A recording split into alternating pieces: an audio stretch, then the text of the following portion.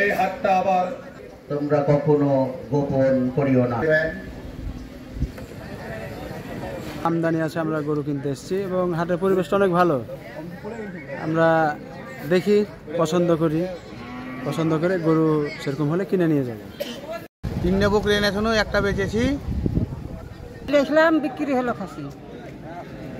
আমরা কোনো ঝঞ্ঝাট করব না। আমরা এখানে পরিষ্কার বাংলায় বলতে চাই, আমাদের হাতে হাট করবে, আমরা তাদের সুযোগ সুবিধা দেব, তাদের সুবিধা যাতে হয়, যারা তাদের চাওয়া থাকবে সেটা আমরা পূরণ করার চেষ্টা করব।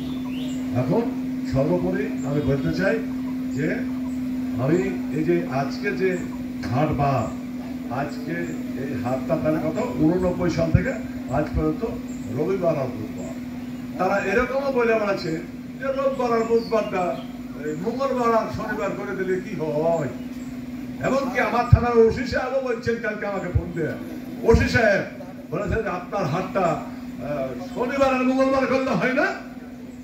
উনি এজেন্ট নিয়েছেন শনিবার আর মঙ্গলবার করার জন্য, উনি এজেন্ট নিয়েছেন যে হাট শনিবার আর মঙ্গলবার করবে।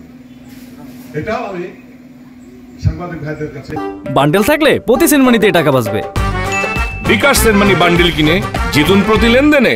হাটটা উদ্বোধন করছি, আগামী দিনে আমরা হাট করতে চাই। আগামী দিনে হাট করতে পারার জন্য সাংবাদিক ভাইদের যা কিছু লেখা দরকার সেটা আপনারা লিখবেন এবং এই তামকুড়া অঞ্চলের তথা প্রবাবাসীর কে আপনারা বাঁচানোর চেষ্টা করবেন। তারা যেন অন্তত খায়া পেরে অন্তত বাঁচে থাকতে পারে, যেটা গরু বেছে বা যেটা গরু কিনে। এই অনুরোধ রেখে আমি আমার বক্তব্য শেষ করছি।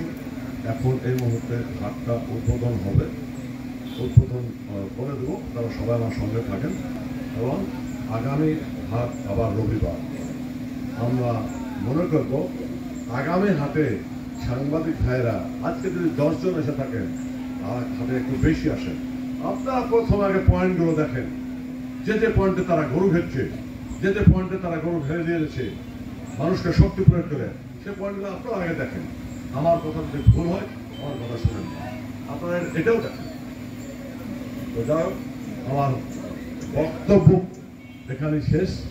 এখন এই